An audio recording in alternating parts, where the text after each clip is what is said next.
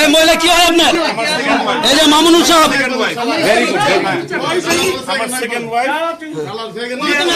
আপনার আপনার second wife তো আমি তাকে বিয়ে করছি শরীয়ত সম্মতভাবে বিয়ে করছি।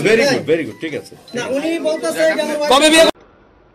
একটা রিসোর্টে ধরা পড়ে সেই হেফাজতের কি সেক্রেটারি,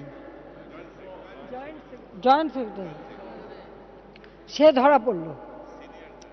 এখন সেটা ঢাকার জন্য নানা রকমের চেষ্টা। পার্লারে কাজ করে এক মহিলা, তাকে আবার এখন তার এদিকে বউ হিসেবে পরিচয় দেয়, আবার নিজের বউর কাছে বলে যে অবস্থার পরিপ্রেক্ষিতে আমি এটা বলে ফেলেছি। যারা ইসলাম ধর্মে বিশ্বাস করে এরকম মিথ্যা কথা তা বলতে পারে, অসত্য কথা বলতে পারে? তা তো বলতে পারে না। তাহলে এরা কি ধর্ম পালন করে, মানুষকে কি ধর্ম শিখাবে?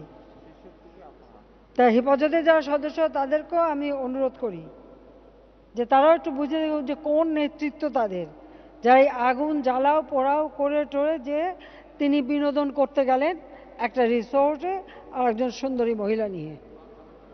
এই তো বাস্তবতা, এটাই তো বাস্তবতা।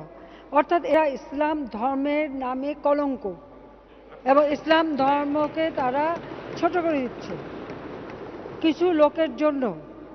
আজকে এই ধর্মটা জঙ্গির নাম, সন্ত্রাসের নাম, আর এখন তো যে চরিত্র দেখালো দুশ্চরিত্রের নাম, সব নাম জুড়ে দিচ্ছে।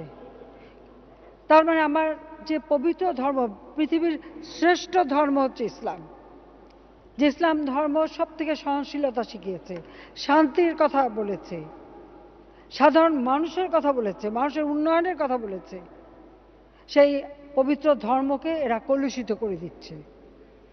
এরা ধর্মের নামে ব্যবসা শুরু করেছে এবং এত অর্থ কোথা থেকে আসে এই বিনোদনের, সেটাও একটা প্রশ্ন, যেটা দেশবাসী বিচার করবে।